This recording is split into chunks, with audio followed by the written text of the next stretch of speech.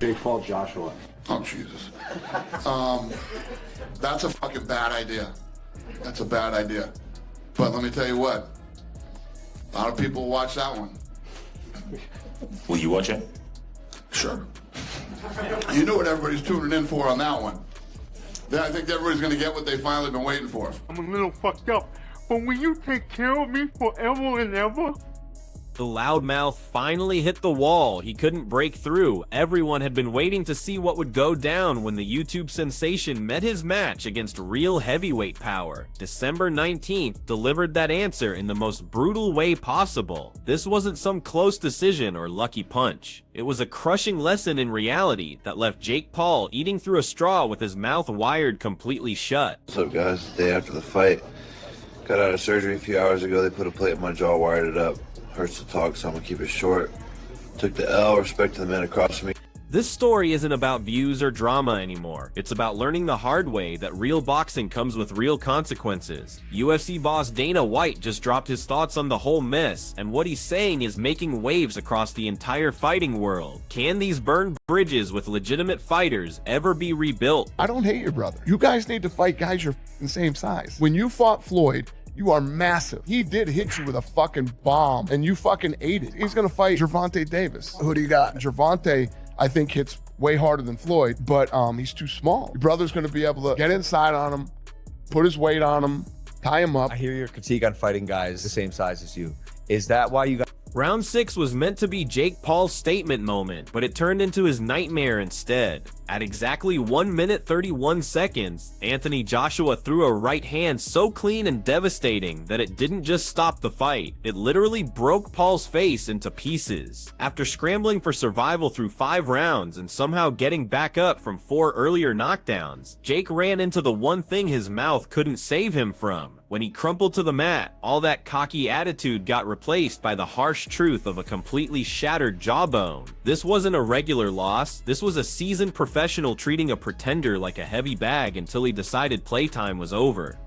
Or Jake would have moved around the ring at 100 miles an hour. There's 2 things I would have done. Tried to shut Jake down at 100 miles an hour, or I would have gone on the back foot. So Jake decided to move around the ring, and I decided to put the pressure on. What I could have done better is a lot of things, 100%.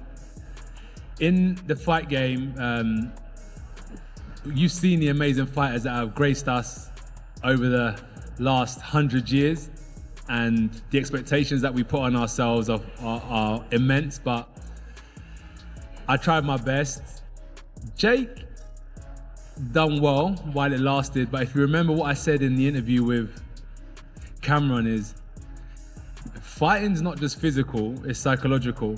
And when you understand the psychological warfare, I did say to you is that, Jake, what's gonna happen? I'm gonna see a time when I'm gonna take your soul and you're either gonna give up or you're gonna get knocked out. And unless you have that instinct, you just will never be a good fighter. So I wish that I could have knocked him out at the start.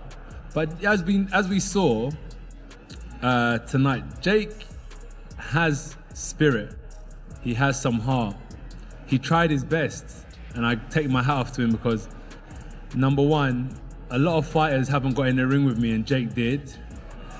And secondly, even when he got knocked down, he kept on trying to get up, and I take my hat off to him. So America, I think you have someone who could potentially, if he still has the heart for it, come back again, dust this, dust the dirt off his shoulder, and come again and maybe sell out this center sometime in 2026. Maybe against a Gervonta Davis, a Ryan Garcia, who knows? What happened after the fight has been a medical nightmare for Team Paul. The doctors at Miami University Hospital worked through the night trying to rebuild his face, installing 4 separate titanium plates to hold his destroyed jaw together. The destruction was so complete that multiple teeth got yanked out permanently, leaving Jake stuck on nothing but protein shakes and soup for months. Those x-ray pictures floating around online tell the whole story. A jawbone completely snapped down the middle, like a gruesome trophy from a fight that should never have gotten approved. Even while dealing with excruciating pain, Jake's jokes about fighting Canelo next week sound more like someone desperately trying to stay in the spotlight than genuine toughness. When Jake Paul lost to Fury, I haven't really paid attention to Jake Paul. I have no. Jake I Paul's- have love for Jake too. I don't. Wait, have, yo. I don't know Jake when a Paul's fight's happening. fights I really are all don't. the same. He fights older people that are smaller. It's all the same shit. Am I not remembering correctly? Didn't Jake ask if you could make a amends between them? I don't think it's ready for that yet. Well, it's not that I don't. Yeah. Dana White couldn't contain his satisfaction when this news broke. The UFC boss has spent years calling this whole YouTube boxing circus a complete joke, and seeing Jake get obliterated was the perfect proof he'd been waiting for. White didn't hold back, explaining that there are skill levels in combat sports that can't be faked with clever marketing or social media followers. He'd been saying for months that people were only buying tickets hoping to watch Jake get demolished, and watching the influencer need emergency facial reconstruction surgery just proved his point completely. In Dana's mind, this wasn't some shocking upset. It was exactly what happens when amateurs try playing in the major leagues. Paul, what'd you think of the fight? Oh, God. I think the gig is up. I'm just tired of Jake Paul as a boxer. I think he's done a fantastic job. He dressed up like Hulk Hogan.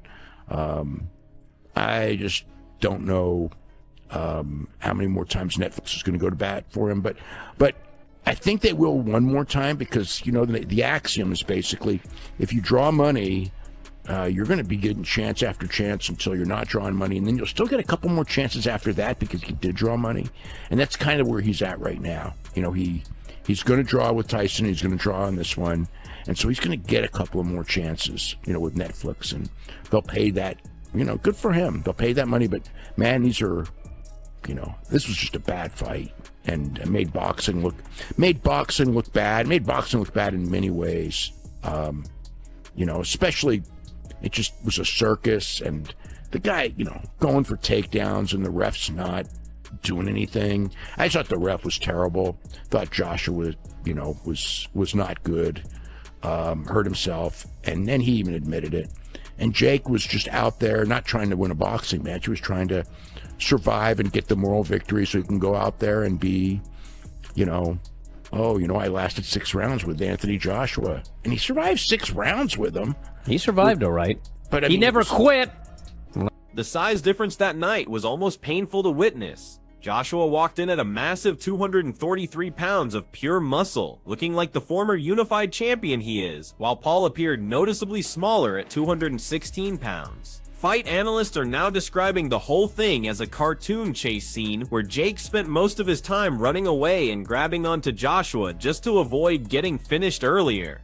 The Florida State Athletic Commission is catching serious heat from critics like Gareth Davies, who are calling the approval completely reckless. When you let a beginner face off against one of the planet's most dangerous knockout artists, you're not creating entertainment, you're creating a lawsuit waiting to happen. He appeared to carry Jake Paul for a while, but told me afterwards that he could see that Jake Paul was being evasive. I spoke to him personally, and he decided just to slowly marinade Jake Paul. Obviously hit him with a huge right hand midway through the 6th round to end the bout. Broke Jake Paul's jaw.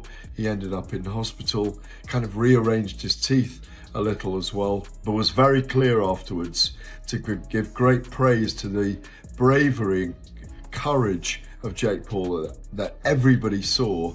I mean, delusionally optimistic he really is. Jake Paul should go and fight YouTubers and influencers now. I don't think this kind of bout should be sanctioned again. But Joshua, of course, now wants to fight Tyson Fury. He's called him out, and I hope we get that fight in 2026 after both of them have had warm-ups. I understand Joshua will have a warm-up fight in Riyadh late in February 2026. It's all done here. It's over. It's a one and done. I hope it doesn't happen again. Inside the Paul family, the whole energy has switched from cockiness to crisis management. Logan Paul got emotional trying to defend his little brother, insisting Jake had actually been winning 4 rounds before everything went sideways. He talked up Jake's courage for continuing to fight with a broken face. But the real boxing world isn't impressed by the tough guy story. Respected voices like Daniel Cormier and Carl Froch have been merciless, suggesting that Joshua was basically carrying Jake through the later rounds to give Netflix subscribers some excitement before putting him to sleep. Brock called the entire event embarrassing, arguing that stunts like this do more harm to boxing's reputation than they do good for Jake's career. Jake Paul was just on pure survival mode from round 1 right through to round 6. I don't know if he's got a moral victory going 6 rounds. Maybe he has. People might give him credit for going 6 rounds. But he got in there and just survived. He just went in there and ran like a chicken from round 1 right through to round 6 when he got splattered. And it's like, it's just, you can't really justify what he's done, because this is supposed to be a professional sanctioned boxing match. And I think it brings the integrity of the sport down when somebody like AJ, is a 2-time world champion, can't get in there and just completely dismiss somebody like Jake Paul, who I've said for ages can't fight. He's not a professional boxer. It's just AJ following him around, touching him to the shoulder. Round 1 came and went. Round 2 was much of the same, bit slow. I think AJ got caught with an overhand right at one stage, but sometimes when you're out in the rain, you're going to get wet. He was following him around, taking his eye off the ball, probably a bit undermotivated, thinking, what's this guy doing that's in front of me? Jake Paul was just running left to right, ducking low, falling on the floor, throwing a couple of wild swings, and one did get through, but it just bounced off AJ's chin like water off a duck's back. It was nothing. And then the only reason Anthony Joshua got the fight finished, the sad thing is, I think if Jake Paul was fit enough and he had the energy and the engine, which he hasn't got, because he's not a professional athlete. He goes in the gym every day and he trains and he's fit and he trains like a pro. But that don't make you a professional fighter. What makes you a professional fighter is building yourself up through the ranking system, earning your position in the professional sport. And the predictions from fighters like Conor McGregor are looking pretty accurate right now. Before the first bell even rang, McGregor posted that this was going to be easy work for AJ, and later suggested that Jake would never be the same person afterward. He nailed it perfectly. Getting hit clean by a legitimate heavyweight champion doesn't just leave you with a black eye, it rewires how your entire nervous system functions. While Jake recovers in his hospital bed, unable to chew food and facing months of physical therapy, everyone's wondering if that massive payday was worth having permanent metal hardware installed in his skull. 6th round before getting his face caved in. Literally, you can see the x-rays of his jaw online. Jake did not beat the count after absorbing the right hand that broke his jaw, and AJ got the KO. Guys, let me come out and say, the story to me coming out of this fight is Jake Paul. This dude is a maniac in the best sense of the word. And I'm not going to try and hear any Jake Paul slander today on the show. Guys, nope. He got in the ring with a former Olympic gold medalist and heavyweight champion of the world who's 37, he's not 45 years old. He's still fighting, guys. Yeah, Dubois knocked him out. He was in that fight with Dubois. He was a top heavyweight. Yes. Yeah, Usyk beating him a couple times. Usyk, one of the all-time great fighters, and those were competitive fights. Yes. That Anthony Joshua, Jake Paul gave up enormous size, experience, talent, everything. And guys, let me tell you something. If all of us right now, you've been retired how many years? 10, 12. 10 years? I don't think combined, including you, Malik, we get into the 6th round with Anthony Joshua. If Anthony Joshua is coming to hurt you, which he was, and Jake Paul was tackling his legs. He was trying to use takedowns. He was exhausted. Yes. He was running. Yeah! Are you joking? Right. No kidding! Yes. He's trying not to get killed. Yes. And by the way, I know it was a lot like William Skull and Canelo Alvarez, where Skull was kind of outlanding Canelo upstairs, but there was nothing on the shots. But the fact is, actually, Jake Paul landed more clean punches to the head than Anthony Joshua did before the end of the fight. What he did was amazing. Yes. And guys, he also did something else by taking this fight. What Jake did was retroactively justify fighting a guy like Tank Davis, or even trying to make that fight. Because what Jake is demonstrating here is, okay, everybody, you're accusing me of having to fight an ancient Mike Tyson, or a tiny Tank Davis, or an old MMA fighter. I'm really thinking about how to make a global event that people are interested in. The internet reaction has been split between people saying they saw this coming and others genuinely worried about where the sport is heading. Reddit and Twitter are flooded with slow motion replays of that final devastating punch, with most people agreeing the referee probably should have stopped it much sooner. Even with those titanium plates holding his face together, Jake now has to make a serious choice. Does he go back to fighting people in his own league with a new humble attitude? Or does he keep chasing these dangerous giant killer fights until something even worse happens to him? But in the 6th round, you could just tell that this fight was over. You knew that Anthony Joshua was going to eventually land something that hurt Jake Paul. And you know how you know the boxing world wanted it to be brutal? Because Rosendo was sitting here and he goes, I hope he gets knocked out bad. He didn't want him to get TKO'd. They wanted Paul to get absolutely destroyed. And honestly, that right hand, oh my God, he took all of that right hand. You could see in his face, he was like, okay, now I understand boxing. Now I understand, like, at its worst, what boxing can be. Because he got hit clean by one of the biggest punchers, acclaimed, a lot of accolades, world champion heavyweight, and he went down and didn't get up. And honestly, I was hoping he didn't get up because it was only going to get worse. I thought Francis should have stayed down when Joshua hurt him bad. But a lot of times fighters just don't really want to give up on themselves, and that's why they get hurt worse. But it was exactly what it needed to be tonight for this fight and for this fight. It was fun. It was crazy at times with the wrestling and all the grabbing and the clenching, the referee saying the fans didn't pay for this shit, all the dirty tactics. And it ended in the way that it should.